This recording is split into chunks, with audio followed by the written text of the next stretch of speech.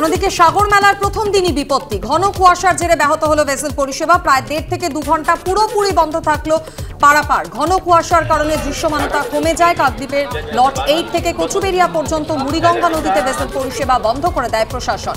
সকাল 8টা থেকে ভেসেল চলাচল শুরু হলেও এখনও তা অনিয়মিতই রয়েছে।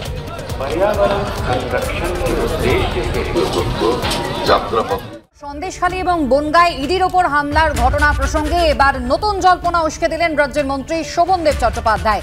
ইডি গেলেই জনবিস্ফোরণ হবে, কেন্দ্রীয় এজেন্সির অভিযান নিয়ে এবার বিস্ফোরক মন্তব্য করলেন শোভনদেব চট্টোপাধ্যায়। ইডি সিবিআই থাকলে তাদেরও আছে দলের ছাত্র যুব সংগঠন, বোঝালেন শোভনদেব। ক্যাগ রিপোর্টে বলছে বিজেপির আমলে লক্ষ লক্ষ টাকার দুর্নীতি হয়েছে, সেখানে শেখ শাহজাহান তো কিছুই নয়, মন্তব্য করেছেন তিনি।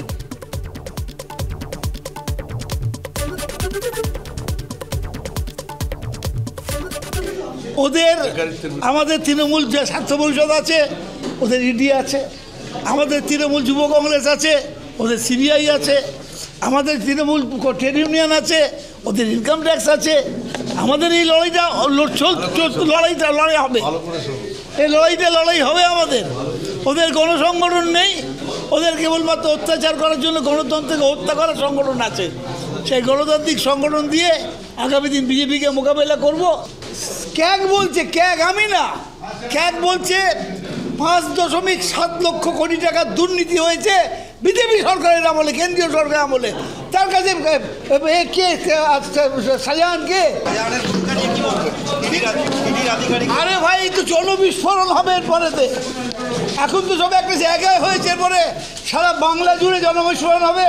এবং ভারতবর্ষে যেখানে যেখানে বিজেপি সরকার নেই সেখানে ইডি যাচ্ছে, আর সব যুধিষ্ঠিরের ছেলে পুলে।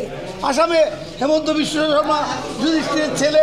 যেখানে যেখানে বিজেপি সরকার আছে সেখানে ইডি সিবিআই দুর্নীতি দেখতে পাচ্ছে না। এই জনবিস্ফোরণ ভারতবর্ষে হবে। ইডি গেলে হবে, বললে যে যাবে হবে। ইডি গেলে আবার কি, যে যাবে হবে জনবিস্ফোরণ।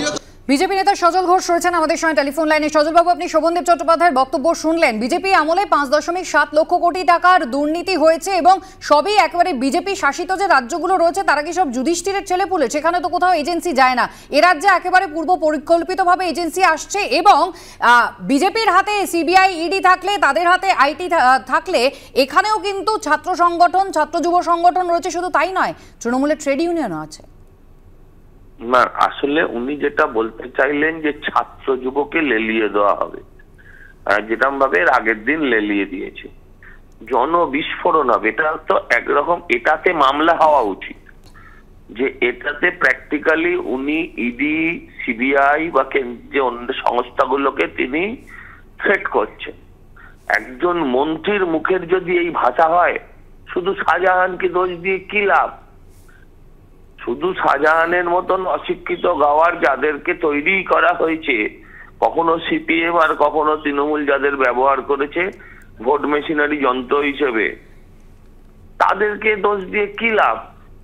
আমরা ভাবতাম বা মানে তৃণমূলের ভেতরে যে কটা ভদ্রলোক আছে ভাবতাম শোভনবাবুকে তাদের একজন ভাবতাম। কিন্তু যত দিন যাচ্ছে এদের মুখোশগুলো এরা নিজেরাই খুলে ফেলছে।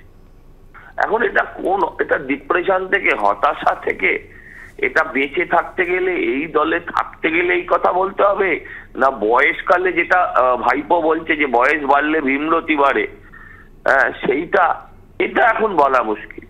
কিন্তু আমি বলছি এই কথাগুলো মারাত্মক, এই কথাগুলো প্ররোচনা, এই কথাগুলোর জন্য আরো বড় ঘটনা ঘটতে পারে।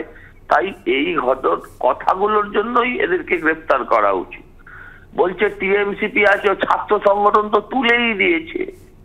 কলেজের নির্বাচন, যদিও এটা অন্য বিষয়, কলেজের ছাত্র সংগঠন নির্বাচনে তো উঠে গেছে। কলকারখানা উনি নিজে আইএনটিইউসি করতেন, ওনাকে আইএনটিইউসি মামলা করবে না, নিশ্চয়ই করা উচিত, নিশ্চয়ই করা উচিত। অনেক ধন্যবাদ আমাদের সঙ্গে কথা বলার জন্য।